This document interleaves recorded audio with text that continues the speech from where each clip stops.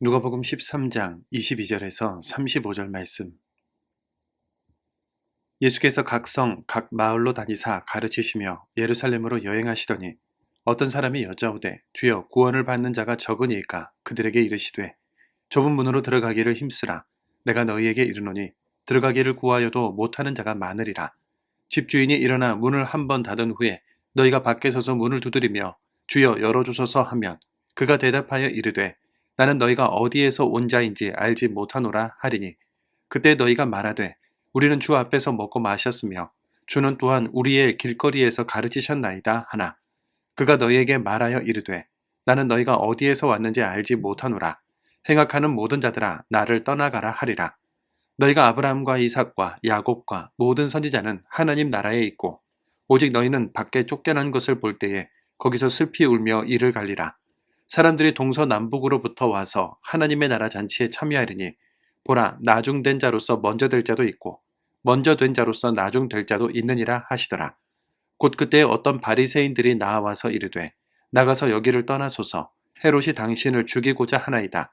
이르시되 너희는 가서 저 여우에게 이르되 오늘과 내일은 내가 귀신을 쫓아내며 병을 고치다가 제3일에는 완전하여지리라 하라. 그러나 오늘과 내일과 모레는 내가 갈 길을 가야 하리니 선지자가 예루살렘 밖에서는 죽는 법이 없느니라. 예루살렘아 예루살렘아 선지자들을 죽이고 내게 파송된 자들을 돌로 치는 자여 암탉이 제 새끼를 날개 아래 모음같이 내가 너희의 자녀를 모으려 한 일이 몇 번이냐. 그러나 너희가 원하지 아니하였도다. 보라 너희 집이 황폐하여 버림받으리라. 내가 너희에게 이르노니 너희가 주의 이름으로 오시는 이를 찬송하리로다 할 때까지는 나를 보지 못하리라 하시니라. 아멘. 바르게 사는 사람, 제대로 믿는 사람은 언제나 늘 소수처럼 보입니다. 주님께 어떤 사람이 찾아와 답답한 마음으로 질문하는데요. 주님, 왜 구원받는 사람의 수가 적은가요? 왜 제대로 믿는 사람들은 찾기 어려운가요? 어쩌면 이런 질문들은 우리가 평생 안고 가야 할 질문은 아닌가 생각도 드는데요. 주님은 언제나 인류 전 역사 속에서 제대로 믿는 사람은 늘 소수였다고 하시며 구원으로 가는 문은 좁다고 하십니다. 구원으로 가기가 힘들어서일 수도 있지만 인기가 없기도 하죠. 자기를 부인하고 날마다 자기 십자가를 지며 악해지는 세상을 향해 책임을 통감하고 눈물을 흘리며 가는 것을 즐거워할 사람은 많지 않을 겁니다. 높은 자리가 아니라 낮은 자리에 앉고 으뜸이 아니라 나중을 선택하는 것은 우리의 본능을 거스르는 일이기도 하죠. 모두가 영광과 안정을 따라갈 때 십자가와 고난을 선택하기란 또 얼마나 어려운지요. 그래서 구원으로 가는 문이 좁은 겁니다. 우리는 구원을 에스컬레이터나 엘리베이터를 타는 것으로 생각하고 있지는 않은지 생각해 봐야 합니다. 교회라는 건물에 두 발만 올려놓으면 나는 예수님을 믿는다는 버튼만 누르면 아무런 어려움이나 수고 없이 나를 하나님 나라로 데려다 주리라 생각합니다. 하지만 사실 구원은 한결같은 걸음으로 올라가야 하는 계단이지 않을까요? 계단을 오르기 힘들다.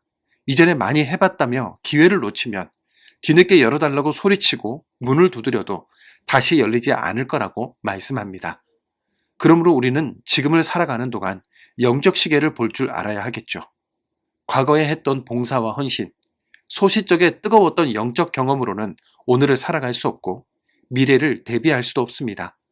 자격을 갖추지 못해 눈물을 흘리는 사람에게는 은혜로 열릴 수 있을지는 몰라도 방심하고 태만하여 간절하지 않은 사람에게는 열리지 않는 것이 바로 하나님 나라입니다. 이제 주님은 예루살렘으로 가십니다. 반드시 가야만 하는 길이었고 명확한 하나님의 뜻이었기에 주님도 그것을 거부하지 않으셨죠. 바리새인들의 위험을 경고해도 그것이 주님께 두려움이 되지 않았습니다. 세상의 권력자들보다 더 크신 하나님께서 맡기신 사명이기 때문에 그렇습니다. 예루살렘은 거룩한 도시요 하나님을 예배하는 도성이었고 그곳에서 날마다 제사가 드려지고 많은 유대인들이 절기마다 전 세계에서 몰려와 예배하는 축복의 도시입니다. 그러나 거룩한 예루살렘 성에서 많은 선지자들이 죽었고 하나님의 사람들이 핍박을 받았으며 심지어 하나님의 아들이 십자가에 못 박히는 도시가 될 겁니다. 하나님이 주인 되셔야 할 도시가 하나님을 모독하고 배교하는 도시로 전락한 것이죠. 어쩌다가 이렇게 되었을까요? 예루살렘은 하나님의 성이 아니라 인간이 주인이 되어 인간의 탐욕에 채워지는 성이 되어버렸기 때문입니다. 하나님의 도성이라는 껍데기는 있으나 인간 권력자가 자리 잡아 내부는 심하게 썩어 냄새가 나며 하나님과 상관없는 제사와 예물로 오염만 시키고 있을 뿐입니다. 하나님이 품지 않으신 것이 아니라 예루살렘이 그분의 품을 거절했습니다. 그 결과가 이처럼 참혹하게 변질돼 버리는 것이죠. 교회의 주인이 정녕 하나님이십니까? 공로가 있는 누군가, 힘을 가진 어떤 이가 주인은 아닙니까? 인간이 주인이 된 교회는 주님이 아니라 욕망을 예배할 수 있습니다. 나의 주인은 정녕 하나님이신지 돌아보기 원합니다. 그분의 뜻이라면 내 가정, 내 직장, 내 계획, 내 생명, 내가 가진 모든 것을 믿음으로 드릴 수도 있기를 원합니다. 왕 되시는 하나님께 굴복하지 않으면 우리는 오늘도 예수 그리스도를 따르노라 하면서도 내 고집대로 살아가는 삶을 살아갈 수 있습니다. 우리 주인을 바르게 세웁시다. 내 겉모습처럼 내면도 정결하게 합시다. 구원의 길은 그 길이 좁고 협착하여 눈물과 고뇌, 갈등과 내려놓음에 한 걸음 한 걸음을 걷는 길입니다.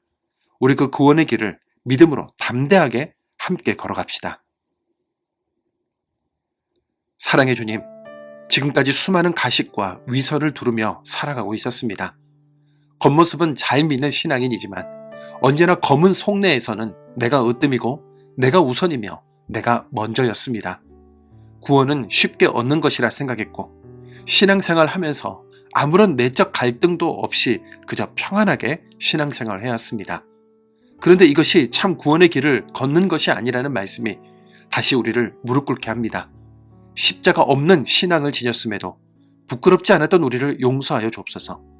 이제는 껍데기만의 신앙인이 아니라 주님을 나의 참 주인이요 왕으로 섬기는 바른 신앙인이 되게 하옵시고 좁은 문을 향해 전력 질주할 수 있는 용기와 결단을 우리 모두에게 허락하여 주옵소서. 예수님의 이름으로 기도드립니다. 아멘.